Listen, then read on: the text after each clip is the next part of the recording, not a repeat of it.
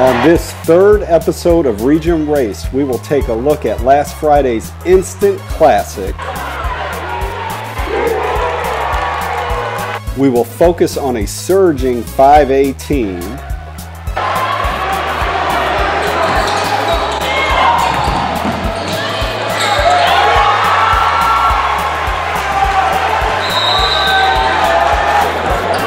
And we will take a look at this weekend's key matchups.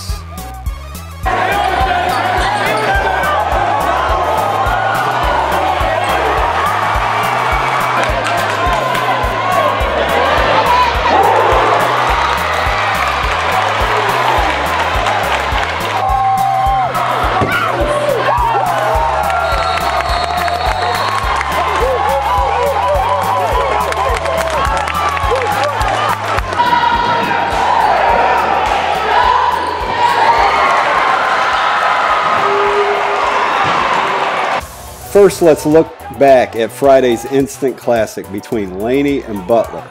A great game that could have gone either way. In the end, I have the opinion that Laney prevailed because of the lessons that they've learned, playing the schedule that they've played, and those things, those hard lessons show in a big game like this. Now, that is not to discount what Butler has done and what Butler is capable of doing.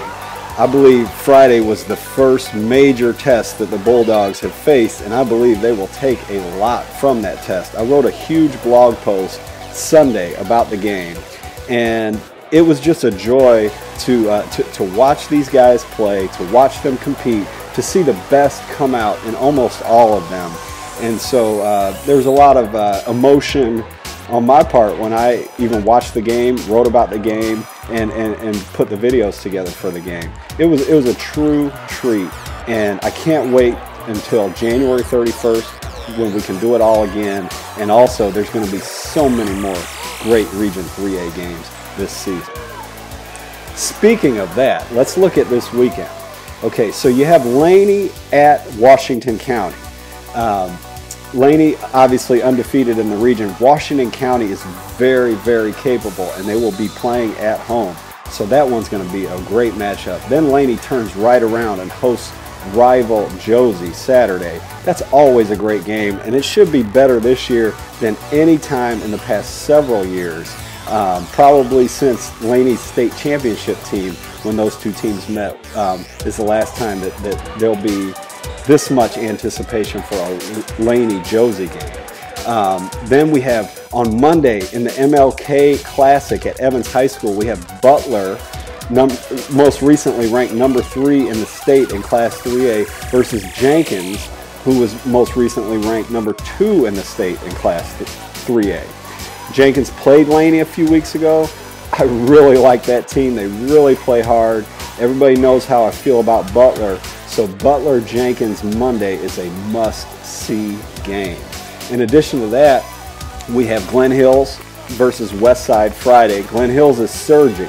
They are 2-3 now, so they will try to go to 3-3 and stay in the hunt in that Region 3A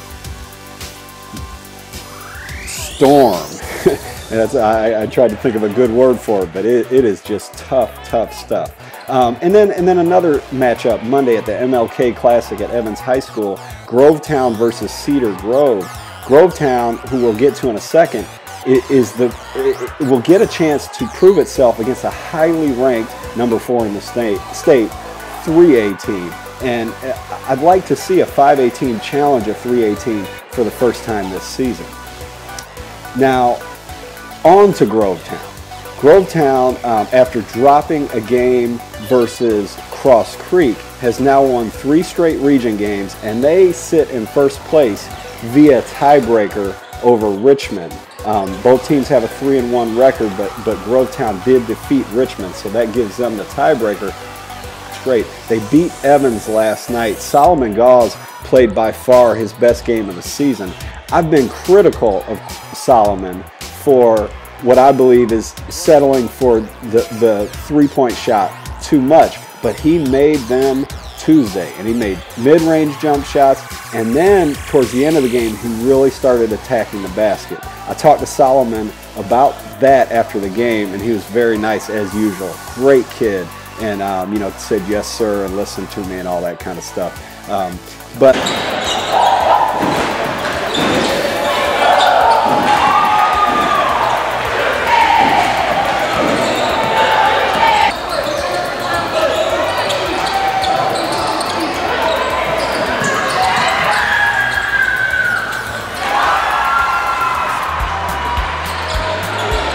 you enjoyed it, and I will see you in the gym.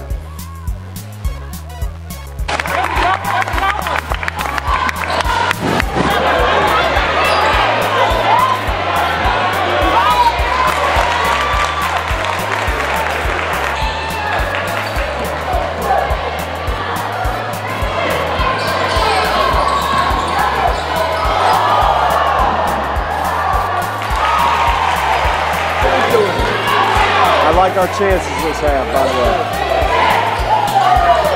Yeah, I like our chances this half. That's the difference right there, having shot call. Yep. Yeah?